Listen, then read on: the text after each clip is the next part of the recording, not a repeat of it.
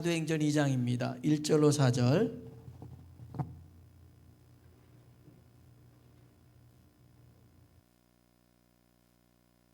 2장 1절로 4절에 있는 말씀입니다.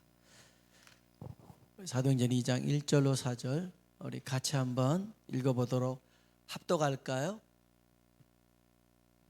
사도행전 2장 1절로 4절. 읽어봅시다.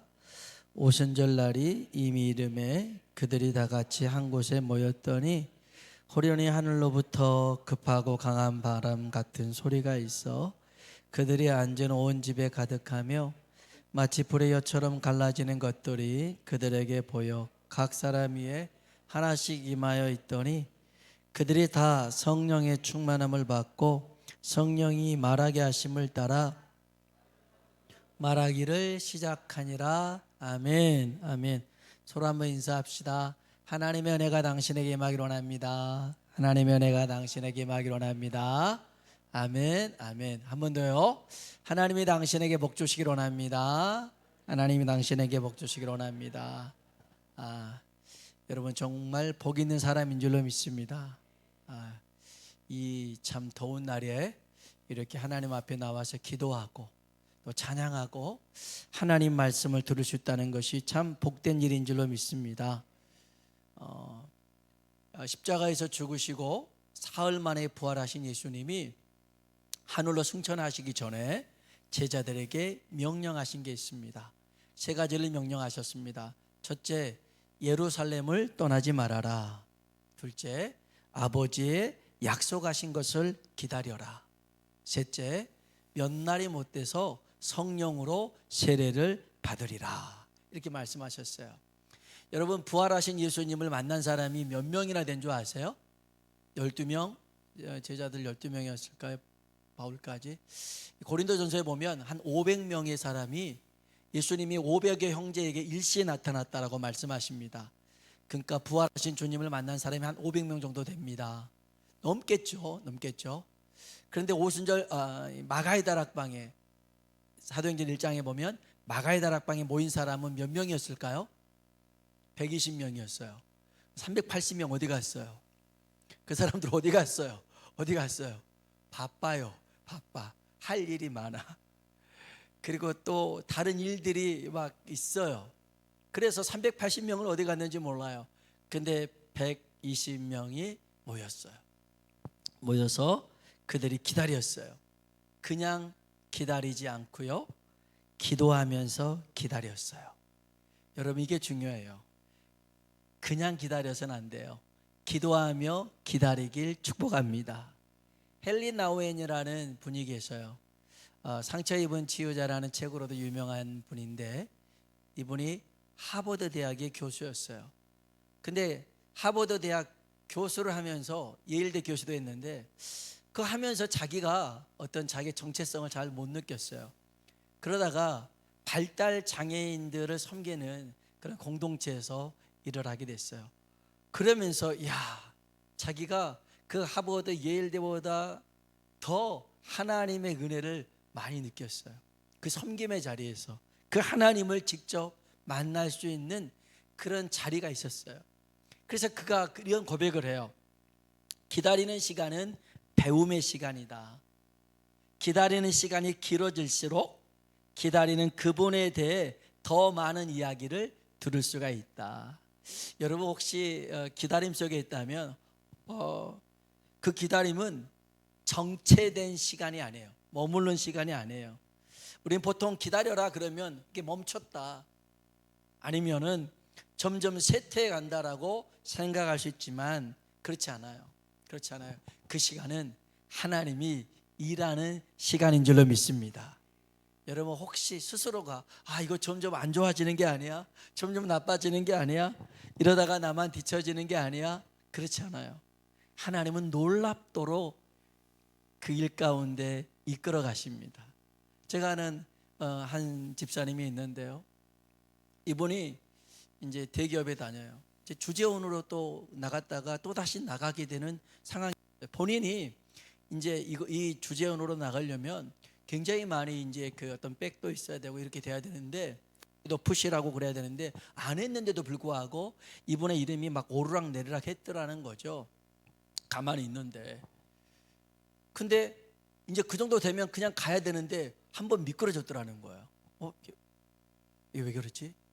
그런데 또 이분이 또 조재원 이름이 또 있다가 또 미끄러진 거예요. 그러면서 지금 그 자리에서는 딱 정확한 보직을 받지 못한 상황이에요. 굉장히 낙심할 수도 있고 굉장히 속상할 수도 있는데 그 시간 속에서 하나님의 뜻을 발견하기 시작한 거예요. 찾기 시작한 거예요. 옛날 같았으면 온망불평했을 텐데 이 속에서도 하나님의 뜻이 있겠지. 정말 믿음 없는 사람이었는데 그 부인 집사님하고 같이 이렇게 매일 성경을 읽으면서 그렇게 해 나간다고요. 그러다가 그 전부터 그 전립선 그 수치가 조금 높았나 봐요. 근데 점점 높아졌나 봐요. 근데 몸에 이상은 아무것도 없어요.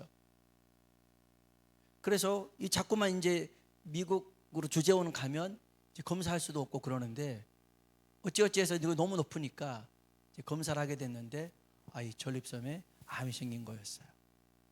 그래서 부랴부랴 막 날짜가 딱 잡혀져 가지고 이제 수술을 하게 되어지는 상황 속에 있어요. 너무 감사하다라는 거예요. 나는 이렇게 참 그런 암에 걸려서 이렇게 감사하다고 말하는 분은 드문데 너무 감사하대요. 본인이 원하는 계획, 본인이 원하지도 않았지만 그렇게 쭉 가버렸더라면 어찌 될지도 모르잖아요. 그런데 하나님이 왜 미끄러지게? 왜 점점 나빠지게? 근데 그 안에서도 하나님의 뜻이 보여지고 발견되어지더라는 거예요. 여러분, 그래서 우리는 주님 안에서 기다리는 시간은요, 정체되는 시간도 아니고 쇠퇴되는 시간도 아니에요. 하나님이 일하는 시간인 줄로 믿습니다. 그래서 우리는 그 시간 속에 기도하면서 기다려야 됩니다. 기도는 하나님의 약속을 붙드는 거예요. 하나님의 약속이 반드시 이루어지게 될 줄로 믿습니다. 자, 오순절 날이 되었어요.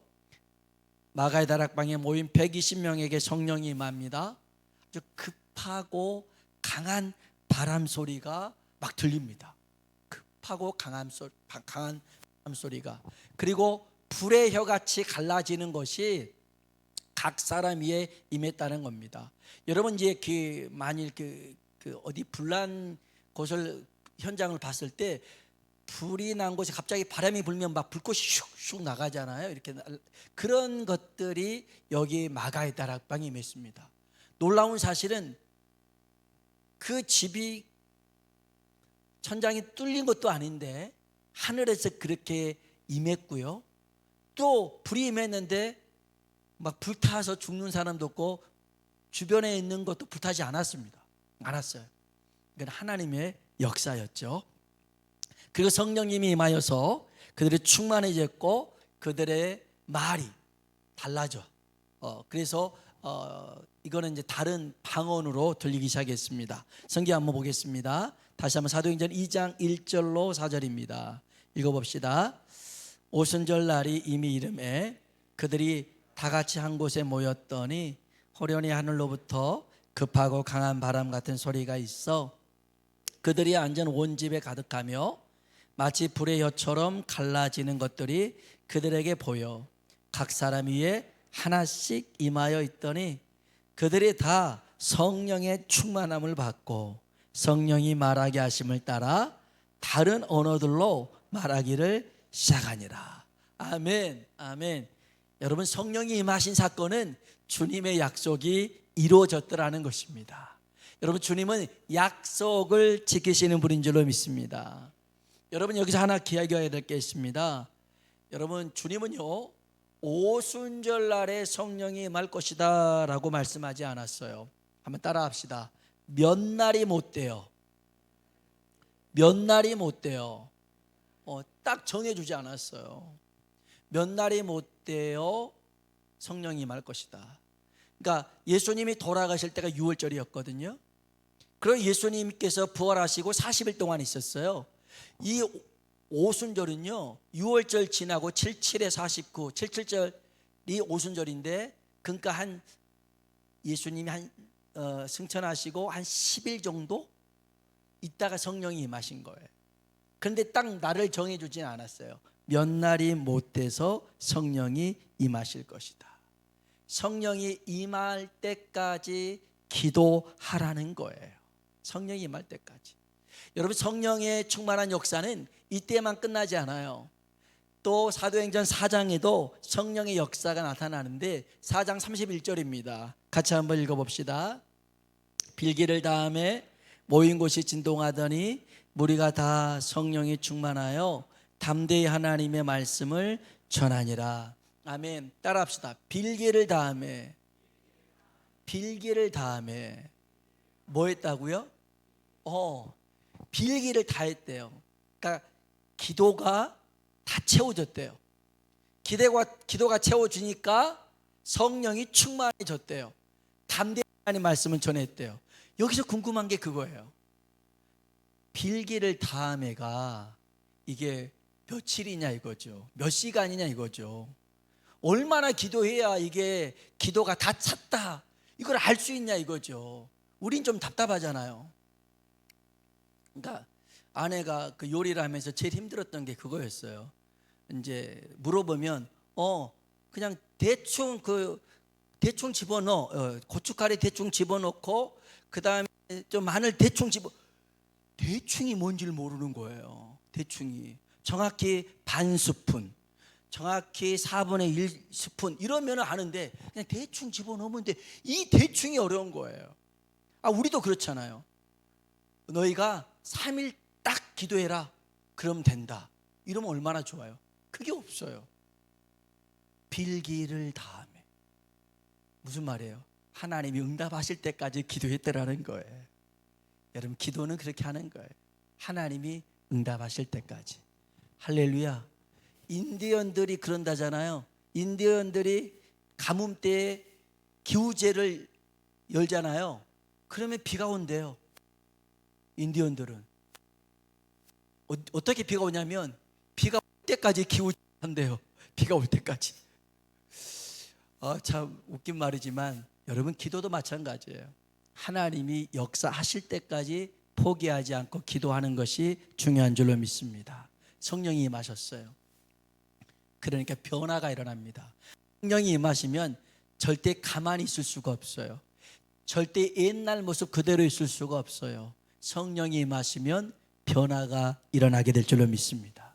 이들 제자들에게 120명에게 성령이 임했어요. 임했더니 첫 번째 변화는요, 한번 따라합시다. 진짜가 됐다.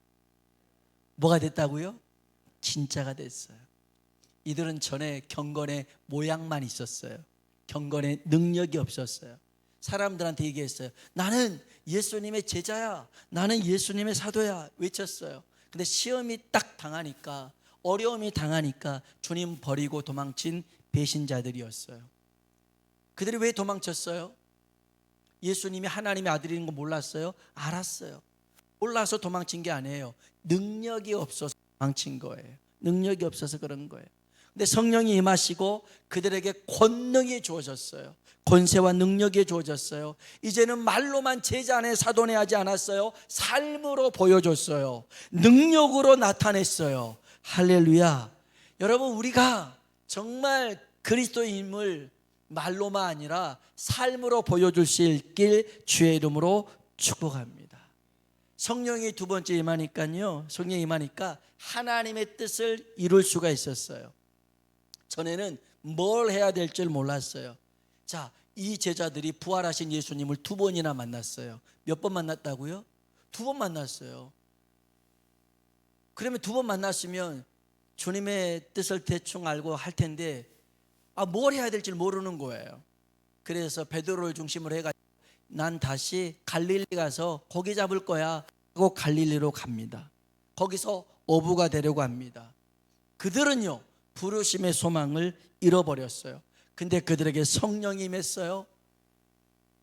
그리고 난 다음에 하나님의 뜻을, 하나님의 계획을 성령님께서 일러주십니다. 요한복음 16장 13절 예수님께서 성령님에 대해서 이렇게 설명하십니다. 읽어볼까요?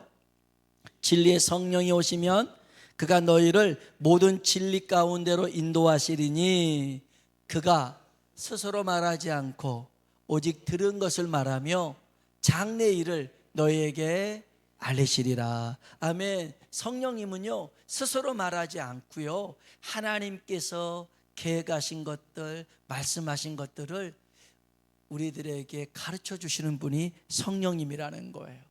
고린도전서 2장 9절로 10절에 보면 같이 한번 읽어볼까요?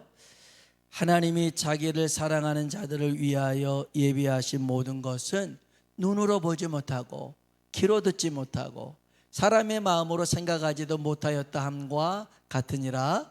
오직 하나님이 성령으로 이것을 우리에게 보이셨으니, 성령은 모든 것, 곧 하나님의 깊은 것까지도, 아멘, 아멘. 성령님은 하나님의 깊은 것까지 알고 계시기 때문에 그 성령님께서 충만히 임하셔서 제자들에게 하나님의 뜻을, 계획을 일러주셨더라는 것이죠.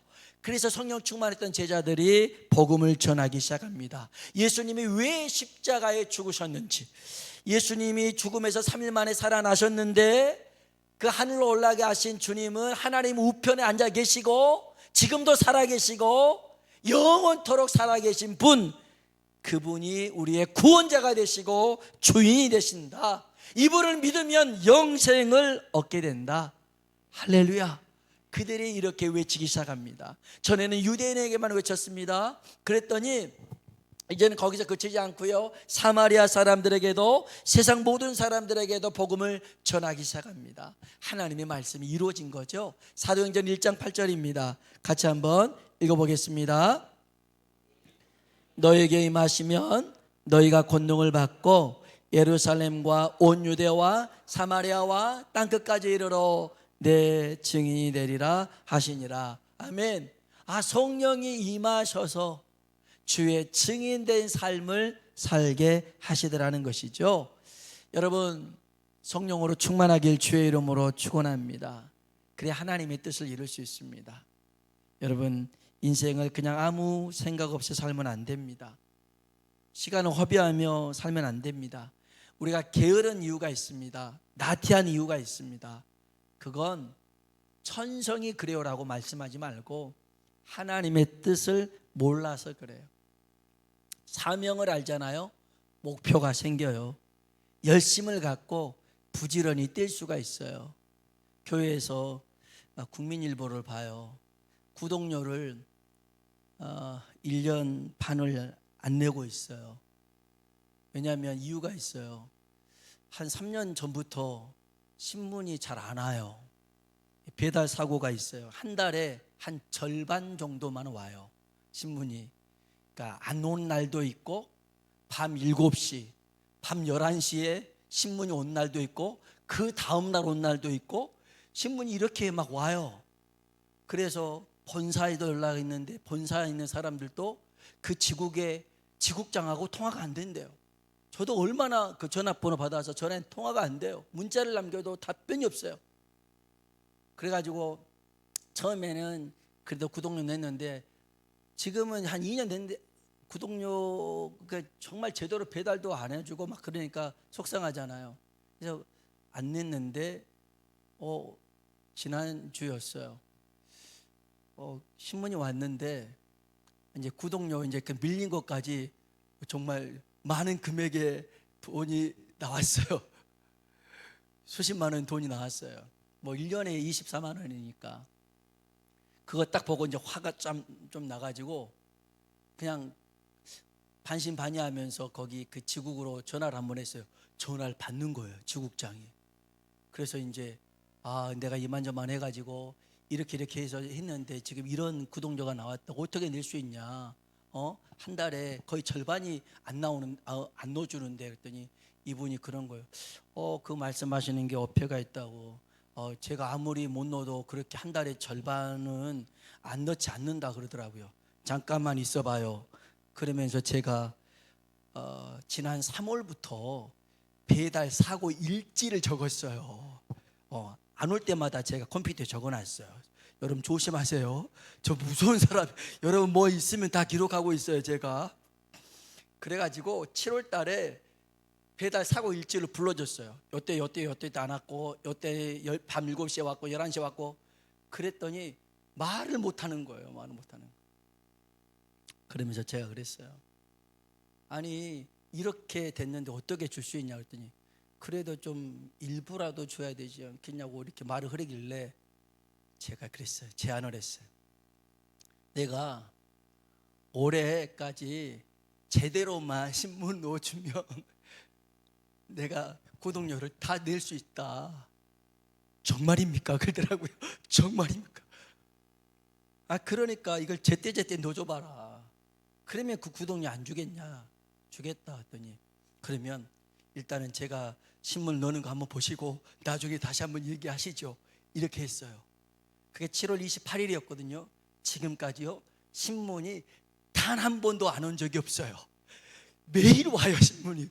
와, 신문이 매일 오고 그 점심을 넘어간 적이 없어요. 한 11시 한 두 번이었는데 11시 전까지 딱 넣어줘요. 와, 이분이 목표가 생긴 거예요. 돈을 내가 꼬박꼬박 잘 넣어야지만이 다 받을 수 있다라는 그런 목표가 생기니까 이분도 열심히 배달을 신문을 넣어 주시더라고요. 야, 사랑하는 성도 여러분, 우리가 게으른 게 아니에요. 우리가 신앙생활에 원래 좀 내가 좀 나태하고 게을러서 이런 게 아니에요. 목표를 못 찾아서 그런 거예요. 사명을 못 찾아서 그런 거예요. 오늘 주의 성령님을 통하여서 우리에게 주신 이 사명을 발견할 수 있길 주의 이름으로 축복합니다. 세 번째요, 성령이 임했어요. 그들은 하나님과 교제하며 살게 되었어요. 여러분, 우리에게 주신 가장 큰 축복 중에 하나는 날마다 하나님과 교제하며 산다는 축복입니다. 여러분, 기도는 하나님께 뭔가를 얻어내기 위한 수단이 아닙니다. 매 순간 하나님과 교제하며 하나님의 뜻을, 계획을 알기 위한 일인 줄로 믿습니다. 사도행전 10장에 보면요, 베드로가 기도합니다. 기도했더니 성령님이 저 고넬료 이방인의 가정에 가서 복음 전하라는 거예요. 그걸 일러주십니다. 그냥 기도했어요. 하나님, 나 이방인에게 복음 전하고 싶어요. 이게 아니었어요. 기도했는데 성령님이 저 고넬료의 가정에 가서 복음 전해라. 전했더니 그 가정에 성령이 임한 거예요. 여러분, 이방인에게 성령이 임한 사건은 그게 처음이거든요. 하나님이 그를 통해서 역사하셨어요. 사도행전 14장에 보면요, 성령님이 이 안디옥 교회에 바울과 바나바를 따로 세우라고 말씀하셔요. 그래가지고 이들을 기도하고 있는데, 금식하면서 기도하고 있는데 이들을 선교 여행 보내라는 거예요. 여러분, 바울과 바나바가 선교 여행 계획을 짜지 않았어요. 기도했어요. 기도하니까 성령님이 가르쳐 주신 거예요. 너희는 이렇게 선교 여행을 떠나라. 여러분 보세요. 우리가 날마다 하나님과 교제하면서 기도하면서 살아가잖아요. 그러면 하나님이 하나님의 계획을 일러주십니다. 말씀해 주셔요. 이게 축복입니다. 여러분, 하나님이 우리와 함께 하는데 어떤 문제가 생겼어요? 걱정하지 마세요. 그거 여러분의 문제가 아니에요. 하나님의 문제인 줄로 믿습니다. 하나님 해결하시는 거예요. 그래서 문제가 생기고 또 어떤 어려움이 생겨도 문제는 하나님이 하실 일인 줄로 믿습니다. 그래서 날마다 함께 하나님과 살아가는 것이 복인 줄로 믿습니다. 마지막으로요, 성령이 임하니까 첫 번째는 그들이 진짜가 되었더라는 거죠. 그리고 성령이 임하니까 하나님의 계획을 알게 됐더라는 거죠. 성령이 임하니까 하나님과 교제하며 살게 되었고요, 성령이 임하니까요, 육체의 욕심을 따라 살지 않고 죄를 멀리하고 하나님과 가까이 하며 살게 된 줄로 믿습니다. 여러분, 성경 한번 봅시다. 갈라디아서 5장 16절입니다. 같이 읽어볼까요? 내가 이르노니 너희는 성령을 따라 행하라. 그리하면 육체의 욕심을 이루지 아니하리라. 아멘. 성령을 따라 살잖아요. 그럼 육체의 욕심을 이루지 않아요. 그런데 성령을 따라 살지 않아요. 세상을 따라 살아가는 거예요. 마귀를 따라가다 보니까 결국에는 육체의 욕심에 흔들려서 선악과를 따먹든지 죄를 범할 수밖에 없더라는 거예요. 더 나아가서요, 성령 안에 있을 때에 죄와 사망의 법에서 우리가 자유함을 얻을 수가 있어요. 마지막으로 한번 로마서 8장 1절 2절입니다. 같이 한번 읽어볼까요? 그러므로 이제 그리스도 예수 안에 있는 자에게는 결코 정죄함이 없나니 이는 그리스도 예수 안에 있는 죄와 사망의 법에서 아멘, 아멘. 여러분, 죄가 우리를 얽어매려고 하고 사망이 우리를 이끌어가려고 하는데 그 모든 것을 끊어버릴 수 있는 능력이 생명 성령의 법인 줄로 믿습니다. 그렇게 살아가길, 성령 충만하며 살아가길 주의 이름으로 축원합니다. 우리 옆 사람 보고 한번 인사합시다. 성령님으로 충만합시다. 성령님으로 충만합시다. 한 번 더 성령님을 따라 살아갑시다. 성령님을 따라 살아갑시다. 우리 찬송할까요?